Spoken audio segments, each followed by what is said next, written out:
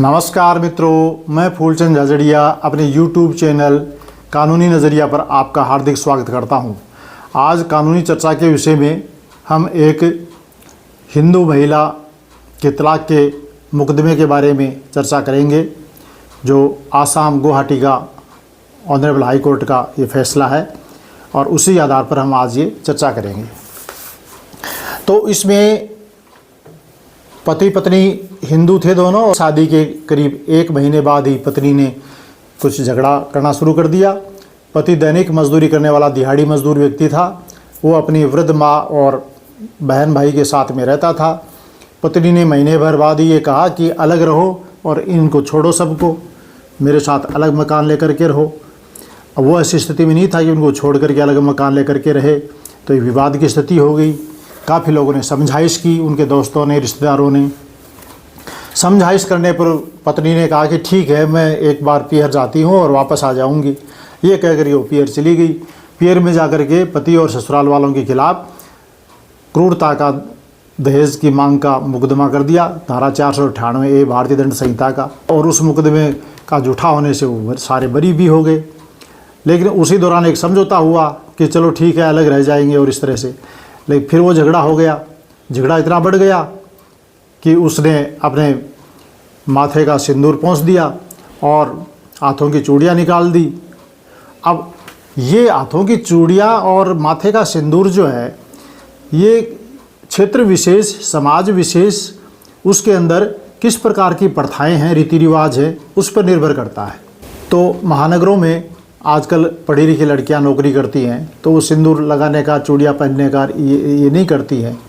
लेकिन इसका मतलब ये नहीं कि पति के प्रति कोई मानसिक क्रूरता हो गई हो, ऐसा नहीं है।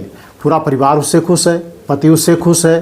पति पत्नी दोनों मित्रवत रहते हैं, एक दूसरे से बहुत प्यार करते हैं।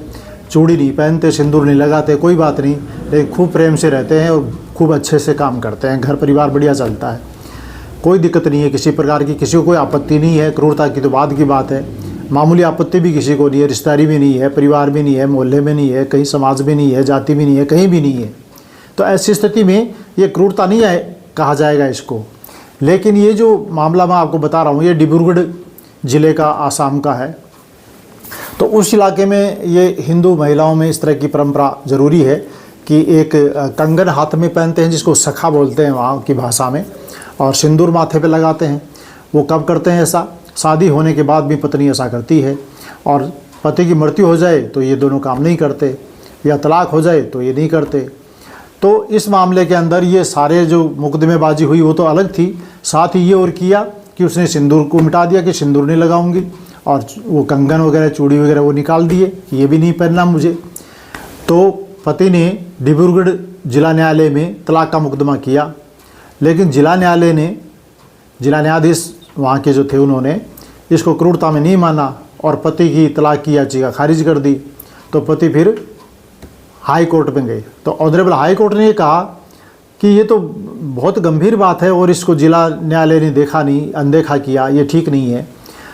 जब इस तरह की स्थिति आ गई है कि इन दोनों को एक साथ पति पत्नी के रूप में रख पाना बड़ा मुश्किल है, ऐसी स्थिति पैदा हो गई है कि यदि इनको मजबूर किया गया रहने के साथ रहने के लिए, तो पति के साथ बहुत ज़्यादा उत्पीड़न होगा। पति मानसिक क्रूरता से गुजर रहा है।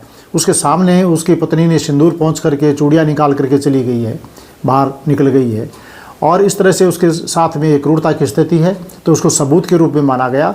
अन्य साक्ष्य भी देखे गए, जैसे झूठा दहेज का मुकदमा करना, पति को वृद्ध माता की सेवा से वंचित करने की कोशिश करना, अलग रहने के लिए मजबूर करने की कोशिश करना, और भी पति पर कई तरह के लांछन लगाए गए जो साबित नहीं हुए। तो ऑनरेबल गुवाहाटी हाई कोर्ट का वह मामला है, मैट्रिमोनियल अपील नंबर 20/2019, और इसका निर्णय हुआ 19/6/2020 को। और इसमें ये कहा गया कि ससुराल वालों से अलग रहने के लिए पति पर दबाव डालना और सिंदूर और चूड़ियाँ पहनने से इनकार करना, ये पति के प्रति उत्पीड़न है, मानसिक क्रूरता है।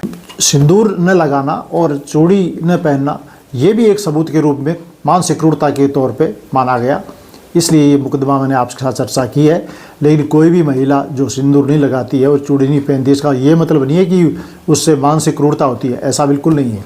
लेकिन किसी किसी समाज के अंदर, किसी किसी स्थान में, एरिया में इसको बहुत ज़्यादा सख्ती से देखा जाता है। तो वहाँ यदि ऐसा कोई झगड़ा करके और कोई पत्नी ऐसा करती है विरोध स्वरूप, तो वो एक क्रूरता की बात आती है।